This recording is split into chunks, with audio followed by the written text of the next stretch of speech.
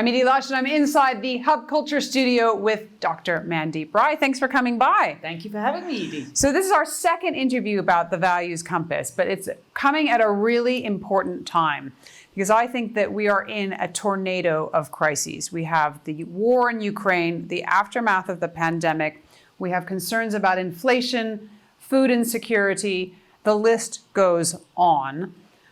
What role do values play, and how could they help us look at this situation maybe with a different lens? So the reason it's our second interview is because the first time the hardback had just come out and we had launched it here at Davos. And this time round, this month, the paperback has just come out. Well, congratulations. So hence the fact that we're talking about it, although values never go out of fashion and should always be spoken about. And the reason, given the kind of context you just spoke about, so for example, Ukraine. The value in the book, which was written before the pandemic and before this war erupted, is freedom. Because actually they've always stood for freedom. It's many, many, many centuries of a kind of, this is like their geography, their history, their like so much has gone into their makeup and stand for freedom. It's not just these last. Say a little bit more about that. How important has history played, given how much Ukraine suffered before, during, and after World War II?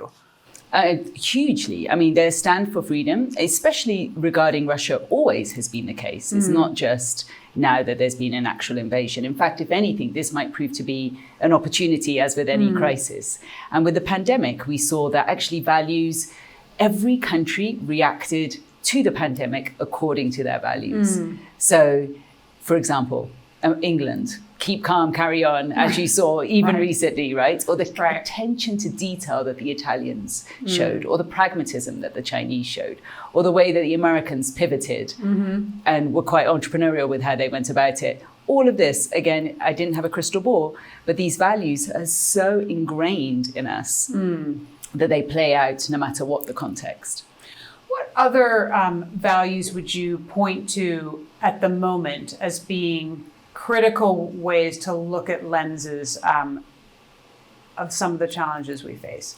I think that values such as compassion, hugely important, self-compassion and compassion for others. I wonder whether this world would look the way it does if we had more compassion. I think it would be a drastically different place. What country does that well, or what region does compassion particularly well?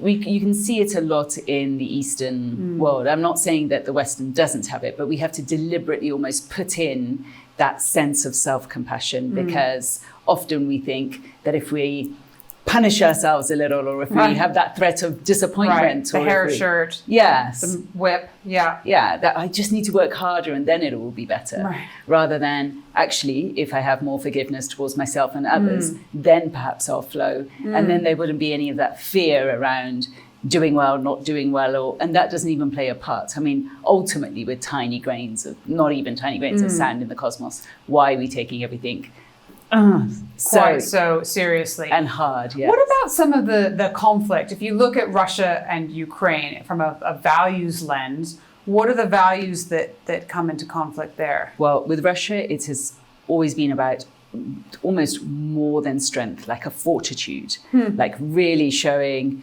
its might internally as well as externally. You know, that we're not going to let anything get us down, that we're going to overcome.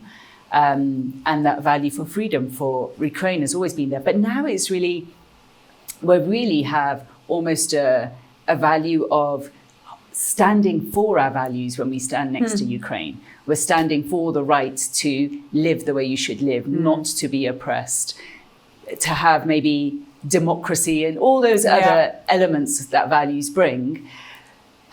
When that becomes integral, you can't help but stand next to the person who's being persecuted, right? Because it feels very much like a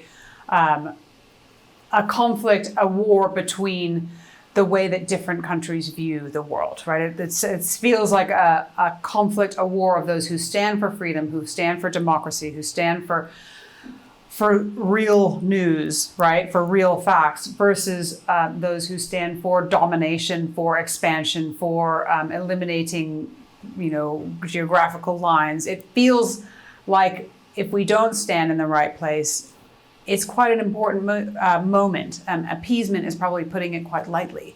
That's from a country's perspective, and I completely agree with you. From a perspective of individuals, we all know that not all Russians stand for this, Absolutely. and not all Ukrainians stand for this. And so the idea that if our planet, if for our general everyday well-being, our values interplay with our emotions, how we feel, how we sleep, how we digest our food, everything.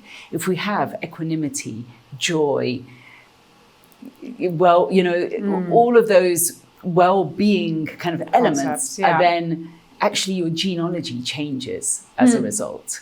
So would there be as much war or strife if we actually focused on the light and the values within us, I wonder. Dr. Mandeep Rai, thank you very much for stopping by the Hub Culture Davos studio. And I'm Edie Lash. Thank you, Edie.